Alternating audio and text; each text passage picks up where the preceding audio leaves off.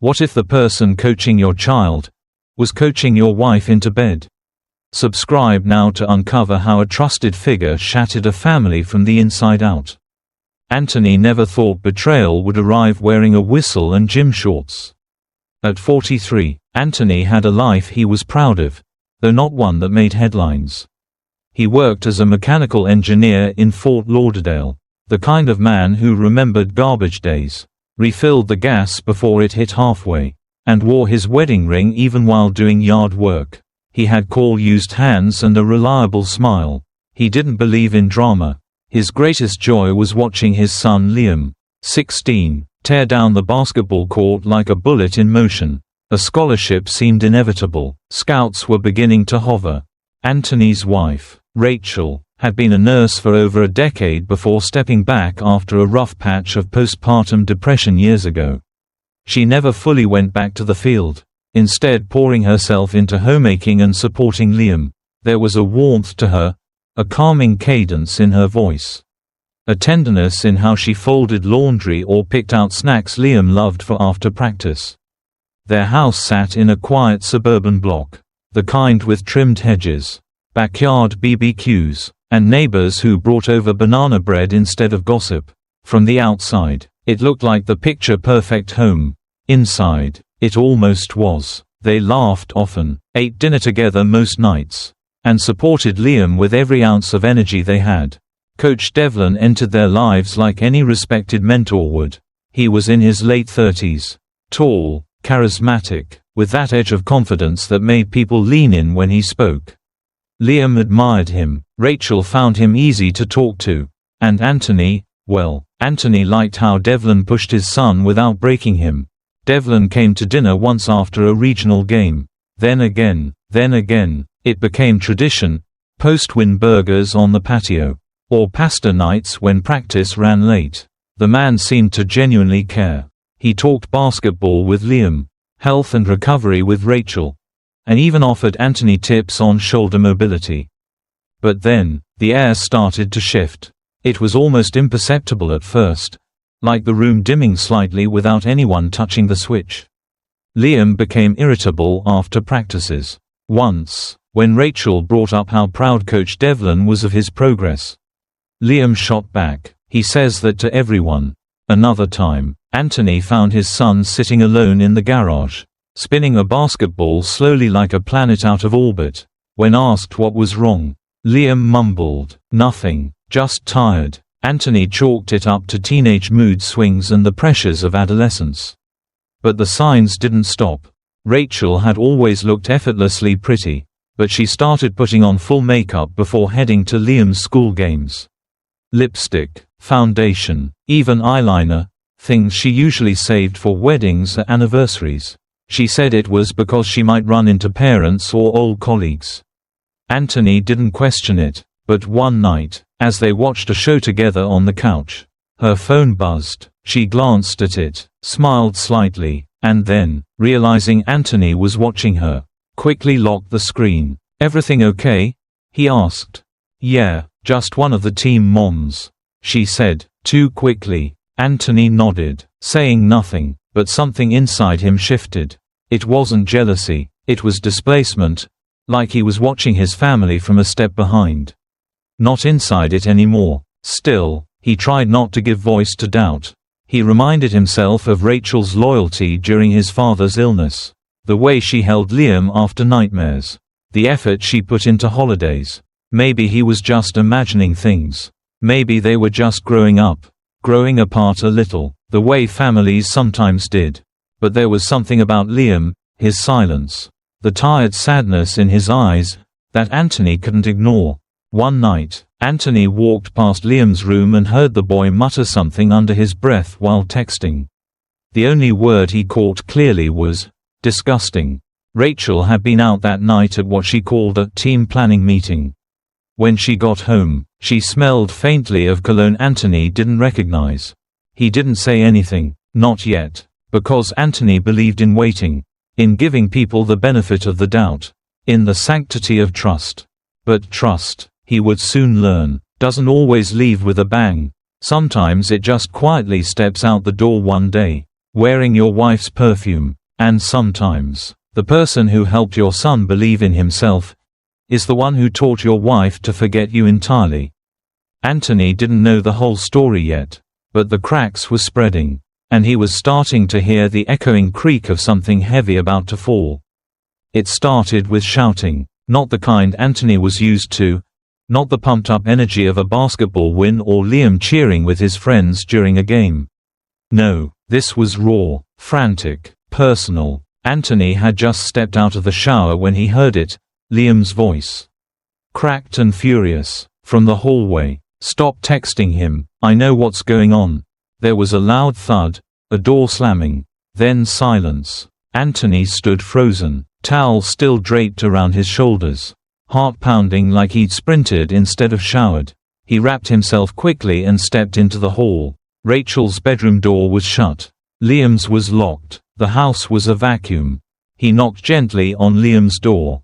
"Bud, you okay?" No answer. "Liam, open the door." Still nothing. Anthony didn't press. He knew his son's moods, the way they had calcified into walls lately. But tonight felt different. Tonight felt like one of those moments where things teetered on the edge. He dressed, waited. Dinner was quiet. Rachel said she had a migraine. Liam didn't come out. Later, Anthony found Liam curled in his room, face buried in his pillow. "Hey," he said softly, "want to talk?" Liam didn't look up, but his voice came through the fabric. "I saw it, Dad. I saw everything." Anthony sat beside him on the bed.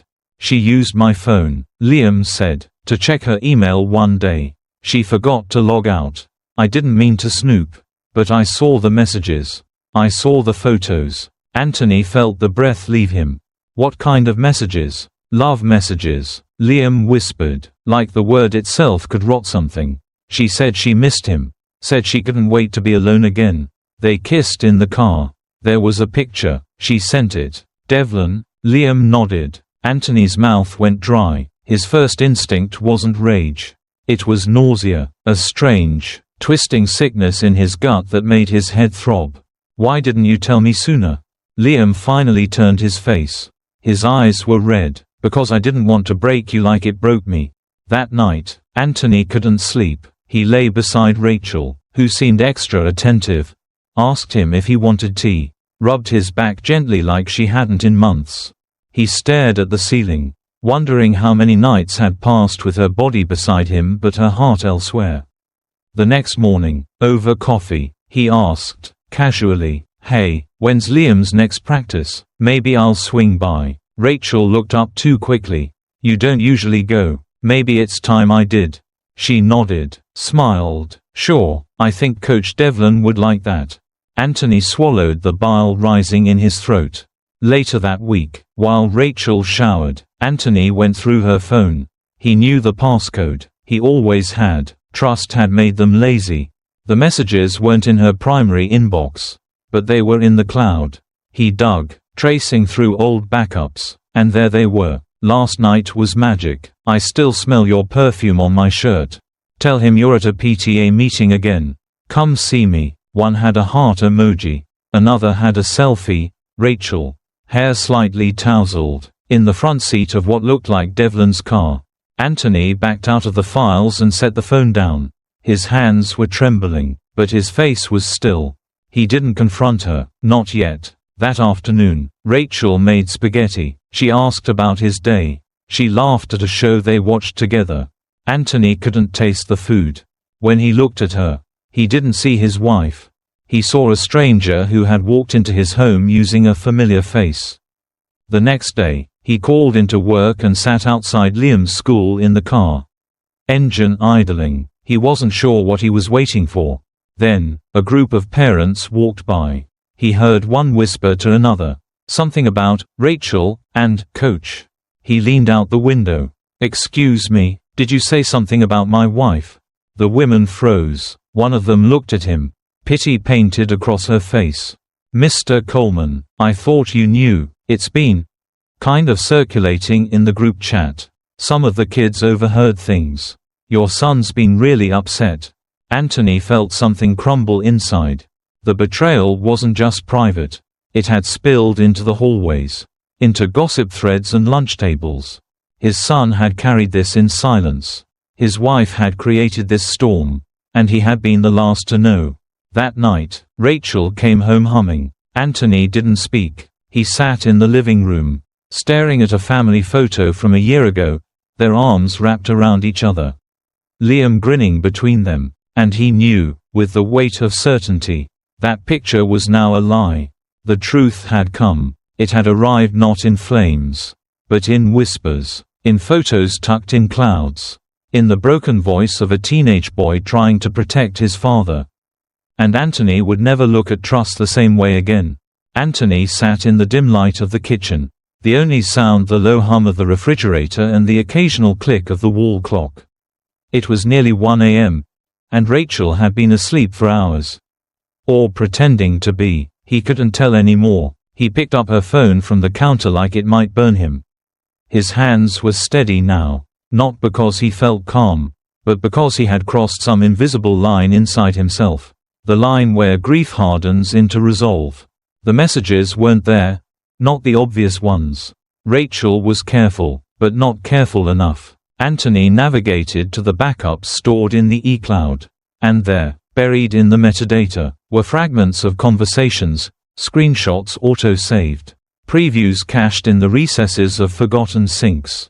A photo of Devlin, half-lit, smiling that easy smile, arms stretched as he took a selfie with Rachel in the passenger seat. Her lips were pursed, leaning in. Another image, Rachel on a bed he didn't recognize. The headboard was unfamiliar. Motel lighting, a hotel mirror in the background with 2 toothbrushes in a paper cup. He set the phone down and exhaled slowly. Rage didn't feel like fire. It felt like ice, cold, creeping, calculated. The next day, Anthony checked Liam's basketball schedule. Away games. Devlin often traveled with the team. And so did Rachel, claiming to be helping with coordination, volunteering as a team parent. He pulled up Rachel's calendar. She had taken days off work that aligned perfectly with 3 of the recent away games. It was no longer suspicion. It was a pattern. Later that night, Anthony scrolled through a private Facebook group for school parents. It was mostly mundane: bake sales, carpools, reminders about Spirit Week. But then he saw it. A post, half deleted but still visible in a reply thread. Some people really shouldn't mix parenting with dating the coach. Another parent commented, "Yeah, not a good look, especially when the kids are noticing."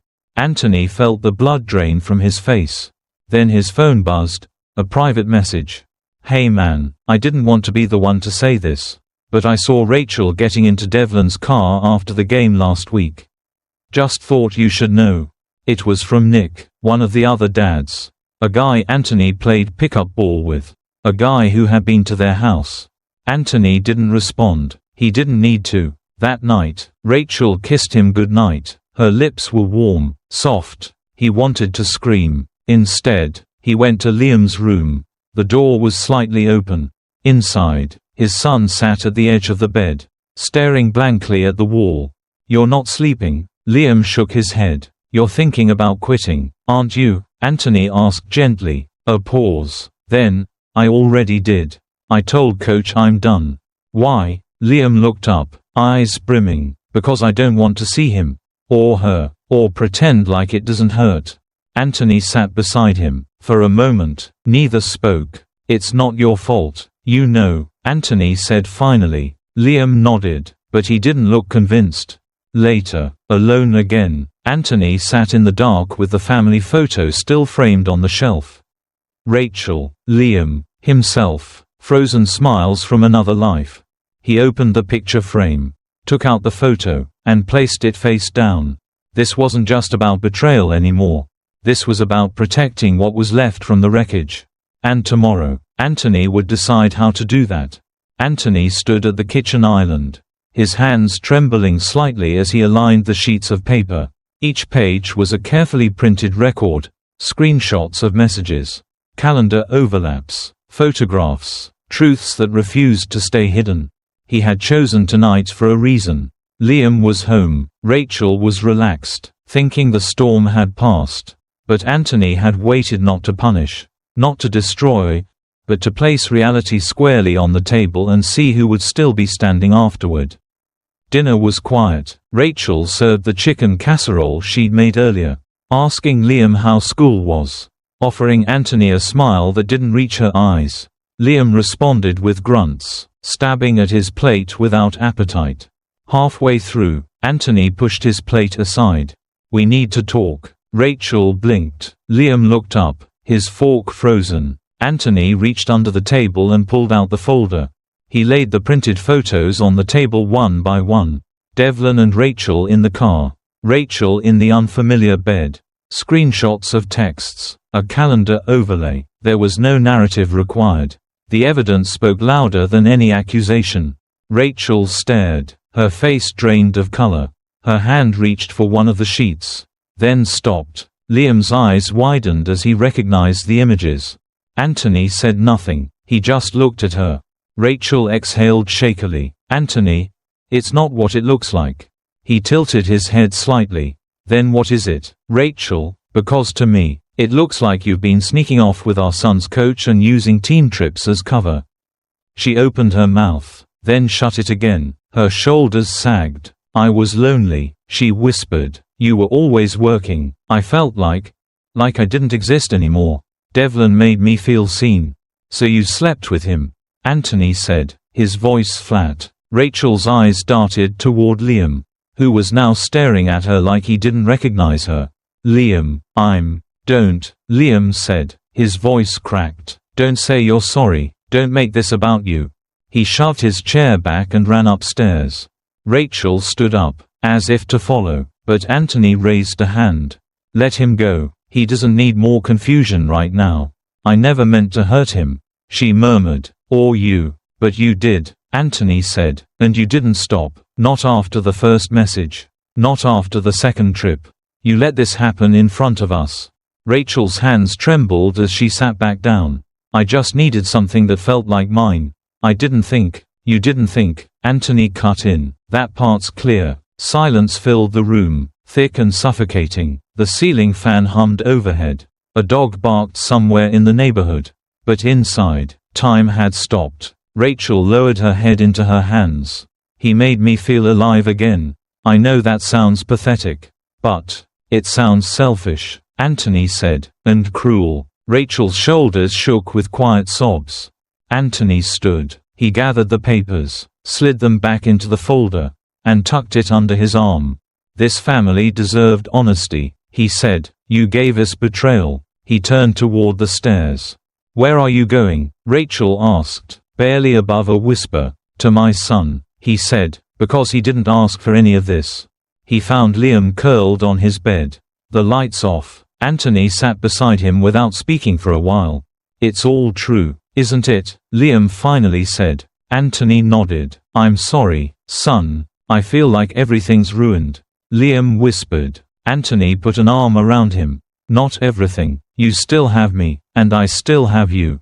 They sat in silence, two broken parts trying to stay whole for each other.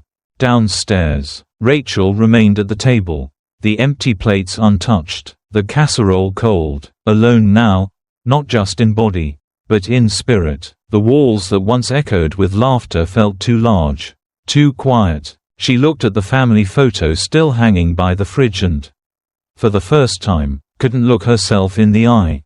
Rachel moved out the following weekend. There was no ceremony to it, no dramatic exit, no slammed doors, just boxes, taped in silence, and a goodbye that sounded like an apology neither of them had the strength to finish. Anthony filed for divorce the next morning. Liam didn't speak much after that. He stopped going to practice, dropped out of the team chat, and locked all his social media accounts. The boy who once lived for the bounce of a basketball now avoided even walking past the court. Anthony watched his son vanish into himself. Days blurred together. Work became a mechanical refuge. He got up, made breakfast, drove Liam to school, picked him up, made dinner. Sometimes they watched a movie in silence. Sometimes they sat in the same room, each isolated by headphones and haunted thoughts. Then, one gray Saturday afternoon, Anthony wandered into Liam's room to leave a folded shirt and saw it, Liam's basketball, sitting untouched on the shelf. A thin film of dust settling into the ridges. He didn't touch it, just stared. Later that day, he invited Liam for a walk. They didn't talk much, just strolled through the park, passing the empty courts, until Liam finally spoke. "I don't think I'll ever play again," he said. Anthony looked over, letting the silence breathe. "Not because I can't, but because it hurts too much." Anthony didn't respond. He just reached over and squeezed his son's shoulder. Not to fix it, just to be there. One evening, while cleaning out drawers, Anthony found the old team photo, the one with Liam, beaming in his uniform, and Devlin crouched beside him like a proud mentor. He tucked it face down into a folder and buried it in the back of the closet. The final scene unfolded quietly. Anthony stood at the perimeter of the local basketball court, fingers wrapped around the cold metal fence. Kids played inside, their laughter echoing through the dusk. Sneakers squeaked, balls bounced, life went on. He stayed there a while, watching, not with bitterness, but with a distant ache. Behind him, the sun dipped below the Fort Lauderdale skyline, casting long shadows across the pavement.